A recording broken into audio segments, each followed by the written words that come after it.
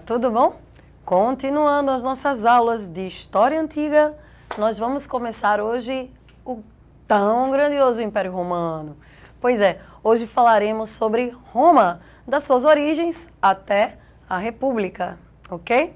Bom, Roma, assim como a maioria dos povos da Antiguidade que a gente viu, né, tem uma contribuição cultural de um caldeirão de povos.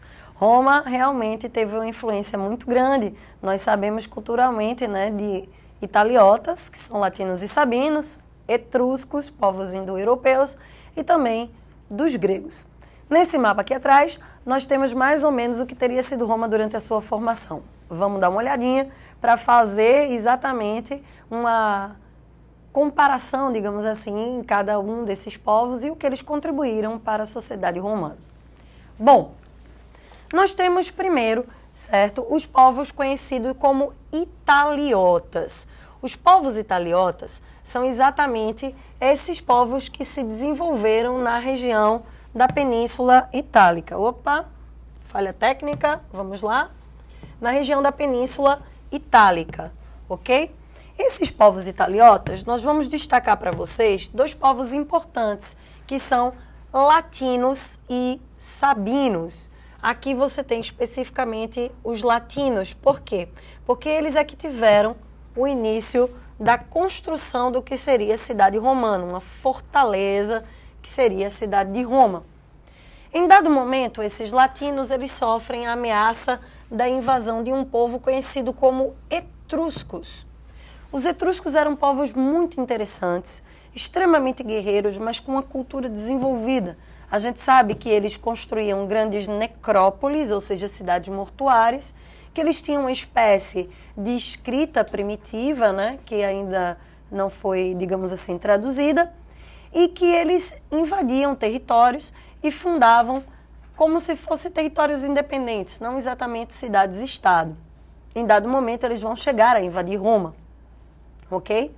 E outro povo importante é exatamente os gregos, por causa disso aqui. Lembrem-se que numa aula anterior, aula sobre Grécia, a gente falou que essa região da ponta da bota da Itália foi também área de colonização grega, era chamada Magna Grécia. É exatamente dessa região do sul que os gregos vão sofrer influência da chamada cultura helenística, uma mistura dos elementos da cultura grega original com as culturas orientais formada durante a invasão de Alexandre ao Oriente, ok? Bom, todo mundo conhece a história da formação de Roma a partir da lenda, né, do mito contado na obra Eneida, do poeta Virgílio.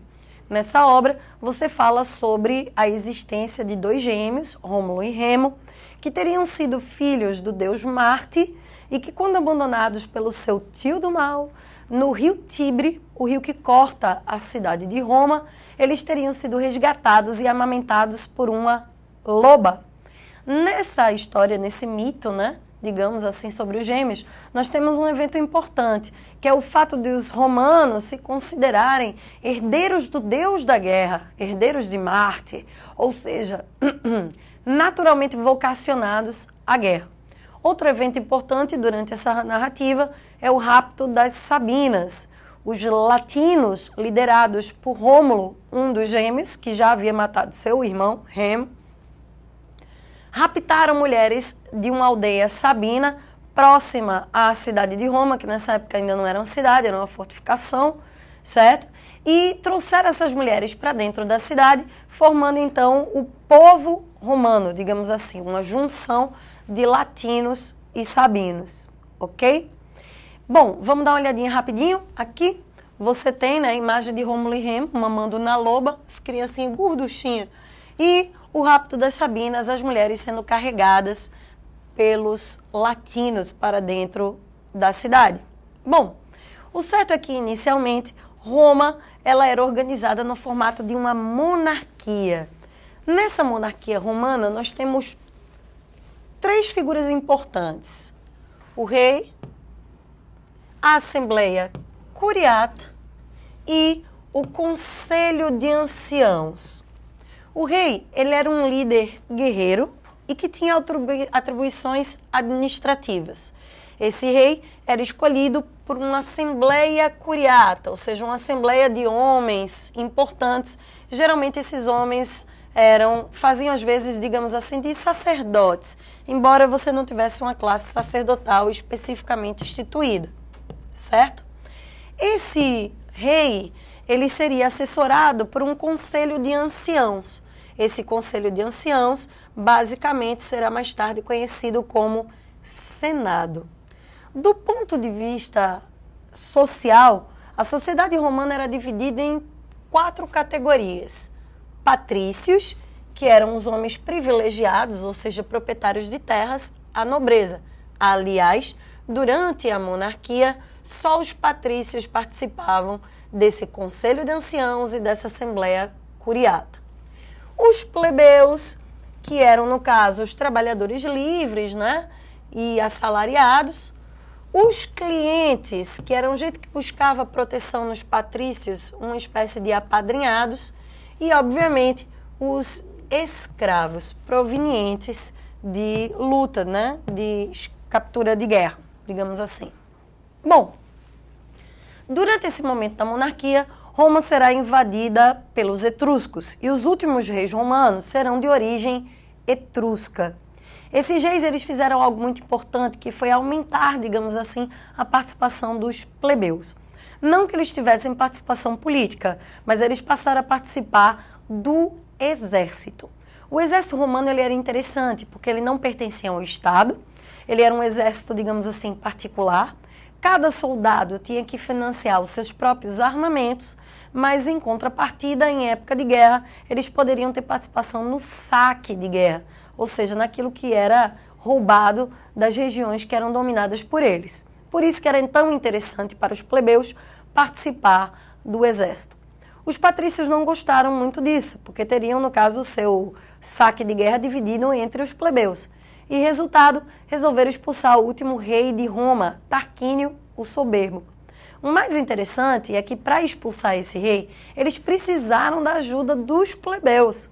E os plebeus aceitaram ajudar com uma condição, que eles pudessem participar da res publicum, ou seja, da coisa pública, a vida pública, literalmente, da política.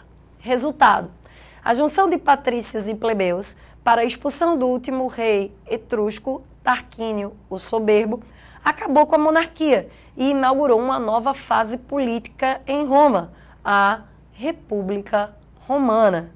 Para entender um pouquinho do funcionamento da República Romana, nós temos que dar uma olhada nos seus órgãos, ou seja, nos seus cargos, né, políticos, digamos assim.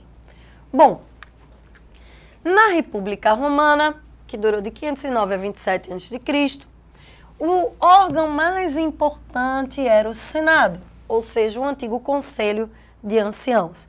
Digamos assim que o Senado seria uma espécie de Congresso Nacional hoje. Faria as leis, discutiria as questões relativas pertinentes a Roma. Além disso, você tinha um outro grupo de funcionários, os magistrados, que estariam encarregados da vida administrativa, ou seja, do poder executivo, mais ou menos em Roma. Esses magistrados se dividiam em cônsules, pretores, censores, edes e questores. Rapidamente, os cônsules, em número de 2, comandariam os magistrados, pretores responsáveis pela justiça, censores pelo censo e abastecimento, edes pela conservação pública e questores pelo tesouro romano. Em épocas de crise, estava previsto pela lei que o Senado elegeria um ditador. Em época de guerra, crises sociais, esse ditador assumiria o controle de Roma com plenos poderes num período de 6 meses, certo? E 6 meses renováveis, ou seja, no máximo o cara poderia permanecer por 1 ano. Bom, além desses 2 órgãos, senados e magistrados, haviam também as assembleias, curiata, tribal e centuriata. Essas 3 assembleias, elas tinham basicamente um caráter de eleição, né? Seria como uma assembleia, um colégio eleitoral, digamos assim, né? E um fato interessante é que é o seguinte, os plebeus que tiveram a participação política prometida durante o período da expulsão do rei etrusco só tinham participação nas assembleias. Eles não teriam direito de participar nem do Senado, nem dos magistrados originalmente. O resultado é que esses plebeus começaram a se organizar para exigir uma maior participação. Até porque, durante esse período da República, Roma vai iniciar a sua expansão territorial. Ou seja, para Roma conquistar o território que ela pretendia, inicialmente o território de toda a Península Itálica, ela ia ter que contar com a participação dos plebeus no exército. Essa participação era nas chamadas centúrias, que você está vendo aí atrás. Os romanos lutavam assim, em grupos de 100 homens, blocos de 100 homens, certo? Como mais ou menos o pelotão de choque, a tropa de choque, que dispersa as multidões em uma linha, em um cordão único, ok? Só que no caso era um quadrado de 100 homens, a centúria. Bom, os plebeus eles foram muito inteligentes. Eles utilizaram como meio de luta política a greve. Pois é, greve é uma coisa antiga pra caramba, certo? Esses plebeus, eles saíam de Roma, iam para as colinas. Roma é uma cidade cercada por 7 colinas, certo? E simplesmente diziam, ou negociam, ou a gente não luta, a gente não trabalha, a gente não participa mais da vida social romana. O resultado é que dessas greves, os plebeus conseguiram leis plebeias, que foram gradativamente melhorando a situação desses plebeus. Vamos dar uma olhadinha nessas leis? Bom, essas leis plebeias, elas em ordem são a Lei das 12 Tábuas, Tribunos da Plebe, Lei da Canuleia, Licínia Séstia, Ogúnia e Hortência. A Lei das 12 Tábuas e dos Tribunos da Plebe foi conseguida ainda na primeira greve. A Lei das 12 Tábuas é o primeiro código de leis escrito em Roma. A Lei dos Tribunos da Plebe era uma lei que criava um novo cargo de magistrado, os tribunos. Eles teriam direito a participar das discussões sobre as novas leis e, se assim achassem necessário, poderiam vetar as novas leis, se fosse do interesse, obviamente, dos plebeus. A Lei da Canuleia, ela permitia o casamento entre patrícios e plebeus, porque antes esse casamento era proibido. A Lei Licínia Séstia garante aos plebeus que um dos magistrados, no caso, um dos cônsules, obrigatoriamente tinha que ser plebeu.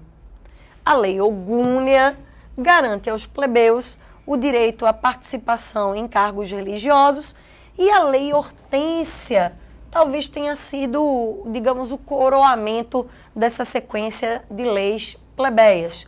Por quê? Porque essa lei criava a Assembleia dos Plebeus e determinava que o seguinte, tudo que fosse decidido na Assembleia dos Plebeus teria poder de lei. Você conhece isso porque está nas constituições ocidentais atual. É o chamado plebiscito, ou seja, consulta a plebe. Tudo que é decidido em plebiscito passa a ter poder de lei, ok? Na próxima aula, a gente vai dar continuidade falando de uma guerra muito interessante que os romanos tiveram, que é as chamadas guerras púnicas com os cartagineses da África e também as crises republicanas que levaram ao aparecimento de alguns nomes interessantes, como os irmãos Graco e Júlio César. Tudo bem? Espero vocês numa próxima aula. Até mais!